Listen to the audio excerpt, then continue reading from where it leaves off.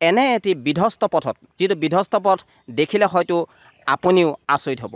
এয়া হৈছে চৰাইপানী 56 নং গ্ৰান্তলৈ যোৱা যি পথ এই পথছোৱা অতিকে দুৰ্বল হৈ পৰিছে কেৱল বাৰিষা সময়ছোৱাতে নহয় খৰালি সময়তে এই পথছোৱা এক বিধ্বস্ত ৰূপ লৈছে যিটো ইয়াত যিটো গড় আলি আছে সেই গড় আলিৰ পৰা এই অঞ্চললৈ যোৱা যিটো পথ সেই অঞ্চলটো অতিকে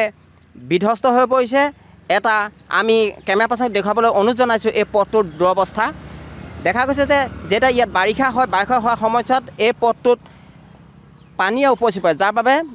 ৰাইজসকল যোৱাত যথেষ্ট অসুবিধাৰ সৃষ্টি হয় কেৱল সেয়াই নহয় বিভিন্ন ঠাইত এই পথটো বিভিন্ন ঠাইত ইতিমধ্যে দেখা গৈছে গাঁতৰ সৃষ্টি হৈছে আৰু এই গাঁতবিলাকৰ বাবে ইয়াত মাজে সময়ে কেইবাটা দুৰ্ঘটনা সংঘটিত হৈছে যে সেই কথা আপোনালোকক উনুকিয়াব লাগিব এটা কথা আমি জানিব পাৰিছোঁ ইয়াৰ গাঁৱৰ ৰাইজে আমাক জনাইছে যে তেওঁলোকে অভিযোগ কৰিছে যে ইতিমধ্যে এই পথছোৱাৰ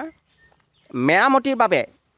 তিতাবৰৰ বিধায়ক ভাস্কৰ জ্যোতি বৰাক তেওঁলোকে অভিযোগ কৰিছে কেইবাবাৰ কিন্তু তিতাবৰ বিধায়কগৰাকীয়ে কেইবাবাৰ প্ৰতিশ্ৰুতি দিয়াৰ পিছতো এই পথছোৱা উন্নয়নৰ কাৰণে তেওঁ আজিলৈ কোনো পদক্ষেপ গ্ৰহণ নকৰিলে যাৰ বাবে এতিয়া গাঁওবাসী ক্ষুণ্ণ হৈ পৰিছে তিতাবৰৰ বিধায়ক ভাস্কৰ জ্যোতি বৰাৰ ওপৰত গতিকে পুনৰ তেওঁলোকে অনুৰোধ জনাইছে তিতাবৰ বিধায়কে যে এই পথছোৱা উন্নয়নৰ কাৰণে কিছু চকু দিয়ে লগতে যি কৰ্তৃপক্ষ বিভাগীয় কৰ্তৃপক্ষই এই পথছোৱা উন্নয়ন কৰি অঞ্চলটোৰ ৰাইজৰ সুবিধাৰ